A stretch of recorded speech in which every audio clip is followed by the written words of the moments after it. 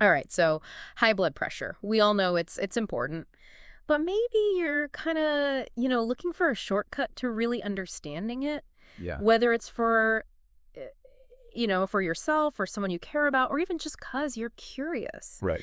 We are diving into Bringing Down High Blood Pressure by Dr. Chad A. Rhoden. Okay. He is a specialist in exercise physiology All right. and nutritionist Sarah Wiley Schein. And they don't just give you medical advice. They actually give you practical tips and recipes and even personal stories that really make the science come alive. That's awesome, because I think that's what a lot of people need. Yeah. It's like, okay, Yeah. I get it. I need to, You need that. get healthy and Yeah. bring down my blood pressure. But how do I actually, make those changes and actually make it work for me? Yeah, and they really emphasize in the book that it's not just about knowing your numbers. Right. It's about, giving you the tools to take control. Right. You've probably heard the basics, blood pressure is the force on your artery walls as your heart pumps. Yeah. But this book goes beyond that. It really dives into why those numbers matter. Right. And not just in a theoretical way. Yeah. Not just like, oh, you should care about this. Right. But like really getting into the nitty-gritty. Yeah, like the dangers of it. Well, they have a whole section about high blood pressure emergencies. Oh, wow. I'm talking brain damage, eye bleeds, kidney failure. Oh my gosh. Things that can happen when high blood pressure is severe and untreated. Right. And it really puts things into perspective. It makes you think about it twice, that's for sure. Yeah. But they don't just throw scary statistics at you. They illustrate it with real stories. Yes. Like they had one about Joanne, this businesswoman who was always on the go. Oh yeah. And she was basically ignoring her health until one day she landed in the ER with chest pains. It's a wake-up call. Yeah. That a lot of us can relate to, unfortunately. Yeah, definitely. I think a lot of people have a story like that where they're just, so busy with work and family and everything that they just kind of put their own health on the back burner. Yeah, exactly. Until something happens. Until it's too late, yeah. Yeah. But her story also shows you that you can turn things around. That's good, yeah. She changed her diet. She started walking daily. Okay. She even switched careers to lower stress. Wow, that's a big commitment. It is. But it clearly paid off for her. It did. The book describes how she lost weight, got her blood pressure back to a healthy range. That's awesome. And it's proof that you can change, right, even when it feels really overwhelming. Yeah, and I think what's really important there is that it wasn't just willpower. It was she had the information and the tools and the support to make those changes. Yeah. And I think that's something that the book does really well. Right. Is it gives you it unpacks all these, sneaky contributors to high blood pressure. Right. I mean, sure, we know diet and exercise are important. Yeah. But they go deeper than that. Yeah, did you know that pent-up anger and stress can be huge factors? Yeah, for sure. They give examples of people exploding over small things because they're bottling up so much frustration. Yeah. I mean, I can definitely relate to that. I think everyone has those moments where you're just like, why am I getting so worked up over this tiny thing? Yeah. And it really makes you think how much of our everyday stress is actually impacting our physical health. Exactly. And the book really breaks down the science of that, of how stress hormones directly trigger responses in the body that raise blood pressure. Wow. But it's not just our emotions. Right. Certain medications that you might be taking for other things, like allergies. Oh, wow. Even those can contribute to high blood pressure. Huh. And then there's the more serious issue of street drugs, which the book links to these rapid blood pressure spikes and even fatal strokes in young people using cocaine. Wow, so there's a lot more to this than we might think. Definitely, it's not just about eating your veggies and going for a walk. There's a lot of different factors. Yeah, and on a different note, the book even touches on how high blood pressure can affect men's sexual performance. Cool. They share this story of a guy named Martin who was hesitant to even take medication because he was worried about the side effects. Yeah, that's understandable. I mean, nobody wants to deal with those kinds of side effects. No. And some older medications, did have those effects. Right. But newer ones are much better. That's good. Yeah. What's key is understanding why high blood pressure and erectile dysfunction are even linked. Right, yeah. And they actually share this theory from Dr. Craig Weber, who says it's because that excess pressure in blood vessels can actually damage the small arteries in the penis. Oh, wow. And affect blood flow. Okay, so it's a physical thing. Yeah. It's not just, something in your head. Yeah. It's actual damage that's happening. Yeah. So that was a lot to process. Yeah. But it's good to know that there's more to the story. Yeah, for sure. Let's move on to the good stuff now. Okay. How can we actually lower blood pressure? Right. And this book doesn't just tell you to eat salads and hit the gym. They actually get into like the specifics of a diet that's both healthy and enjoyable. I like that. That's important, I think. Sustainability. Yeah, because if you don't enjoy it, you're not going to stick with it. You're not going to do it. Exactly. Right. So it's got to be something that you can actually see yourself doing long term. Right. So they focus on what they call the optimum health low sodium diet. Okay. It's similar to the Diège diet, but even more adaptable. Okay. So instead of just listing good and bad foods, right, they really delve into like why certain foods are beneficial. Like that? Yeah. Like, for example, I was surprised to learn that pumpkin can actually lower blood pressure. Pumpkin? Yeah, pumpkin. Apparently it's packed with these things called phenols, which act as antioxidants. Okay. And can help relax blood vessels. Huh. I never knew that about pumpkin. Yeah. That's interesting. Yeah, and their recipe section is a goldmine. They have like pan-fried yucca. It's got this like unique flavor and a great nutritional profile. Oh, nice. Which makes it a fun alternative to typical fried foods. Right, because usually fried foods are not the healthiest choice. Not so much. And they have like pesto pita bites. Okay. A delicious and healthy snack. Yeah. Like perfect for when you're on the go. Yeah. Or just need something. When you need something quick and satisfying. They even have turkey soup with barley. Oh, classic. Which is like super easy to make and perfect for when you're craving like a comforting and healthy meal. Yeah. I mean, who doesn't love a good bowl of soup? Right. Especially when it's good for you. Yeah. So it sounds like it's not about deprivation. Right. It's about making smart swaps and finding options that really fit your life. Yeah. I mean, I think that's key for any kind of lifestyle change. Yeah. Is it has to be sustainable. Yes. It has to be something that you can actually see yourself doing. Yeah. For the rest of your life. For the long haul. Yeah, exactly. But we all know diet isn't the whole picture. Right. Let's talk exercise. Okay. Is it truly the secret weapon against high blood pressure? Good question. Oh. It definitely can be.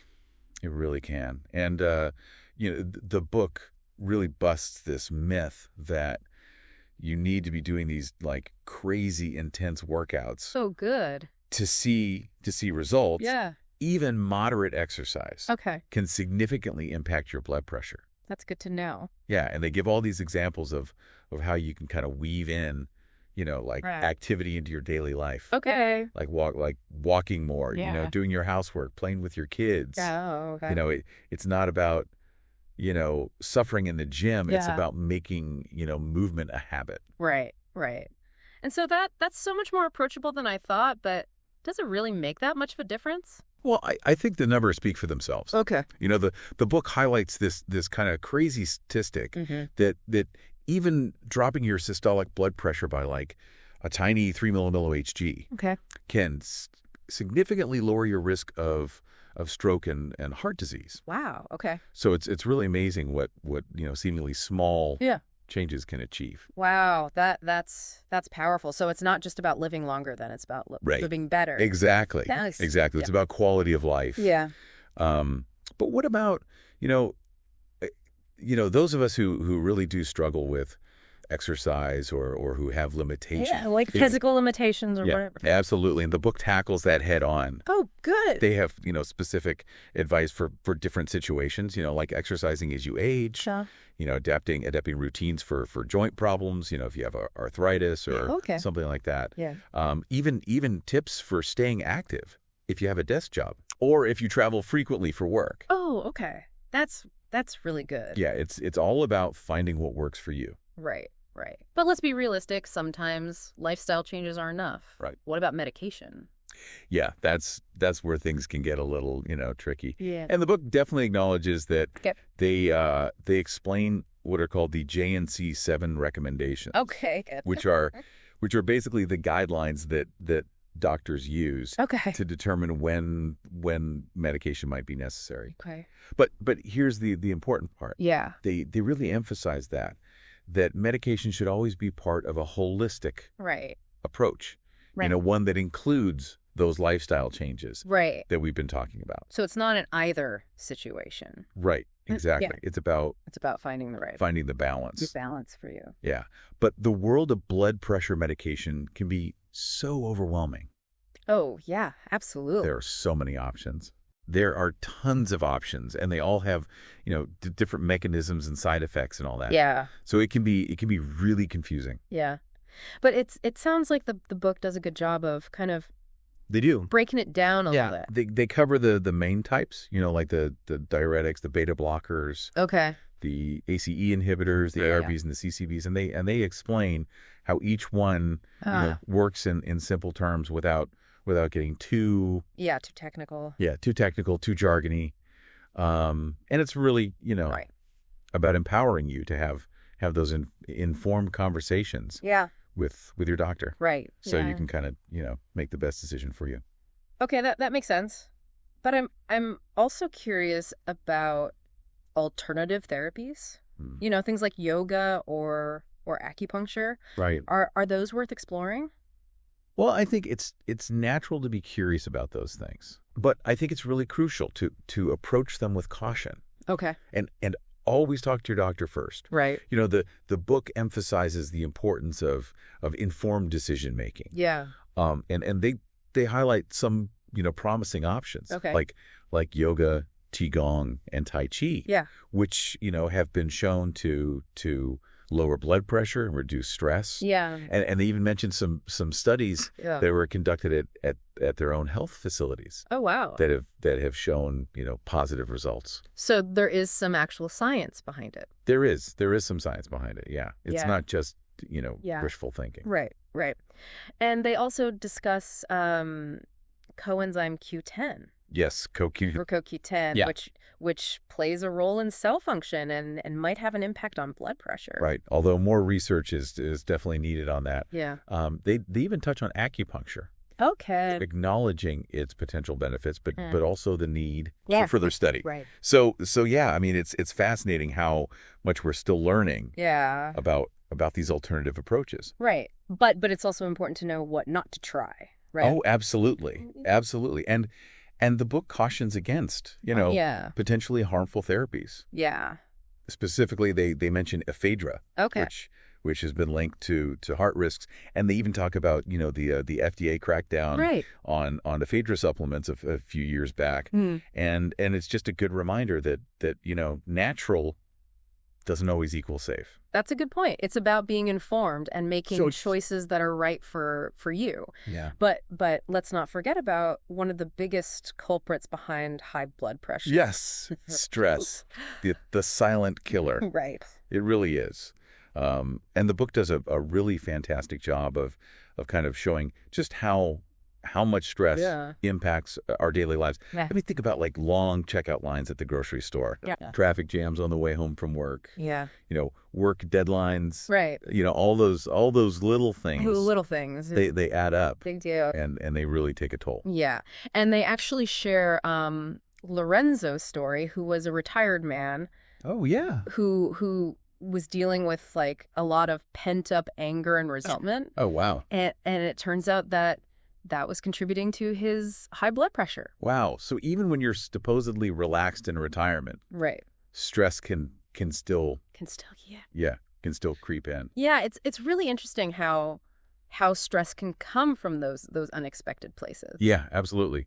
But the good news is that the book offers a ton of really practical de-stressing techniques. They talk about deep breathing exercises, which they connect to practices like yoga and meditation. Okay, so it's about finding tools that work for you, not just trying to relax hard. Exactly. They also talk about the power of nature. Oh, I love that. They even share this anecdote about, just going for a walk in the woods. Yeah. And how restorative that can be. Yeah. Just to kind of, connect with nature, the world around us. That's so important. Nature can be so grounding. It really can. What other tips do they offer? Well, they encourage cultivating gratitude. Okay. Even suggesting, keeping a gratitude journal. Okay. Just to kind of focus on the positive things in your life. Okay. And they also talk about the importance of learning to say no. Oh, that's a tough one. It is. Yeah. But it's so important, to set boundaries. Yeah. And to prioritize your well-being. And it's really about, taking control of your life. Right. Not letting it control you. That's key. So we've covered a lot. We've covered diet, exercise, medication, alternative therapies, stress management. Right. What stands out to you as the most important takeaway? I think for me, it's really the emphasis on a holistic approach. Yeah. The book makes it clear that managing high blood pressure isn't about, finding this one magic bullet or this one quick fix. Yeah. It's about, understanding your body, making informed choices. Yeah. And really weaving healthy habits into your life. Right. It's a journey. It is. It's a journey, not a destination. Yeah. But let's not forget about all the fascinating details and insights that the book offers. Right. I was blown away by the fact that they said high blood pressure cost the U.S. an estimated $66.4 billion back in 2007. That's a staggering number. It is. And it really underscores the impact of this condition. Yeah. Not just on individuals, but on society as a whole. Right. And speaking of impact, they mentioned a study showing that even a tiny 3 millimilliage reduction in systolic blood pressure can significantly decrease mortality from stroke and heart disease. It's incredible how small changes can have such a ripple effect. Right. It's amazing. Yeah. And they also highlight the importance of home blood pressure monitoring. Yes. Excellent. It's about being proactive and working in partnership with your doctor to make adjustments as needed. Exactly. But it's not just about high blood pressure. Right. They also discuss low blood pressure. Yes, hypotension. Or hypotension, which can also cause problems. Right, because a sudden drop in blood pressure can be dangerous. Yeah. So it's important to understand, the potential causes of that. Yeah. And when to seek medical attention. So it's all about finding that balance, making sure your blood pressure is in a healthy range. Yeah. To really support your overall well-being. Absolutely. It's all connected. Yeah. And speaking of balance, the book delves into, the differences in how high blood pressure affects men and women. Right, because there are hormonal factors that come into play. Right.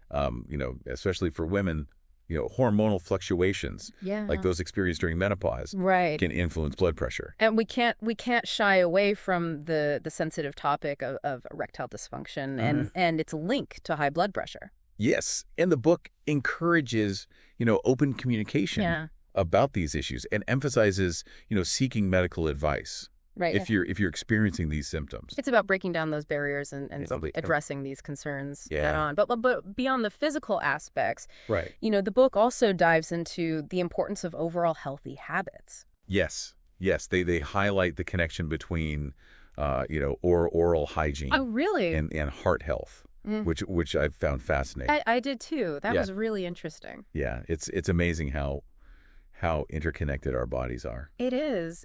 And they even provide, practical advice for managing weight, focusing on, portion control, healthy food choices, and incorporating exercise. It's all about creating a a sustainable lifestyle. Yeah. That supports your well-being. Yeah. So having explored all these different facets of high blood pressure, right? What resonates most with you? Given your expertise. That's a good question. What really strikes me is how Dr. Rhoden and Schein, they present this like really compassionate approach. Yeah. It's not just about following these, strict rules. Right. It's about, understanding your body and making choices. Right. And ultimately, living a healthier, happier life. Right. I love that. It's empowering, not dictating. Yeah. But there's one area we haven't really touched on much. Okay. Financial stress. Oh, yeah. A lot of us are dealing with that. Right. And it can definitely take a toll on our health. Absolutely. The book actually acknowledges how money worries can be a huge trigger for high blood pressure. Because that financial strain, it releases those stress hormones, and it's it's kind of a vicious cycle. It is.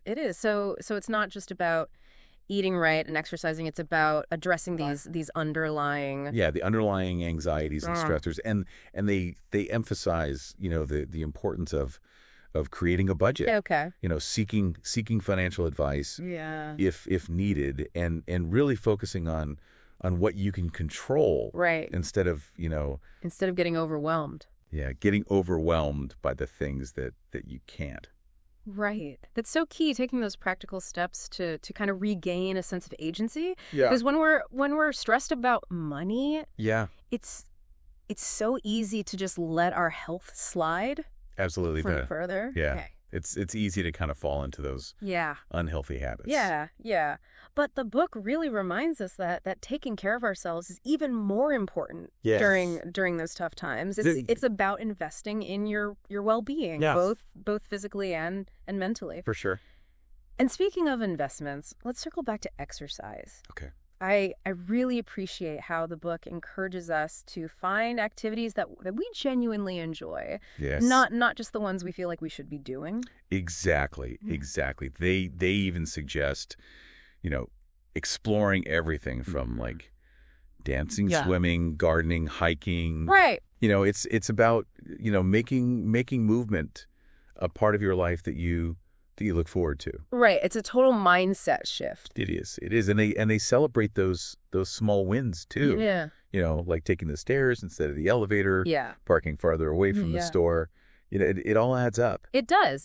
And when it comes to staying motivated, they emphasize, setting realistic goals and focusing on the positive benefits of exercise, like, increased energy, better mood, improved sleep. Absolutely. Those are rewards that we can all get behind. Exactly. And the book even provides like a sample exercise program. Oh, cool. To get you started, which is great. It incorporates strength training, cardio, flexibility. Okay. But it also emphasizes listening to your body. Yeah. That's important. And not pushing yourself too hard too soon. Yeah, you don't want to overdo it. Right. Especially when you're first starting out. Right. It's about creating a sustainable routine that you can stick with. Yeah. For the long term. Exactly. And remember, progress isn't always reflected on the scale. That's so important. Yeah. But before we get too serious here. Okay. We got to talk about that recipe section again. Oh yeah, the recipes. Mm-hmm. I know I'm a big fan of the recipes. Yeah, they're amazing. It's packed with such like tempting options. Oh yeah. I really like the ones that showcased like fresh seasonal ingredients. Yeah. They have so many like creative ideas for incorporating fruits and vegetables and whole grains into your diet. Yeah, like that balsamic vinaigrette pasta salad. Oh. Perfect for a summer barbecue. Yes. Right? Sounds delicious. And for a cozy night in, they've got, turkey soup with barley. Yeah, classic comfort food. And we can't forget those pesto pita bites. Yes. The pesto pita bites. Those are a good one. A quick and healthy snack. Yeah, it really shows that healthy eating doesn't have to be, boring or restrictive. No, not at all. There's something for everyone.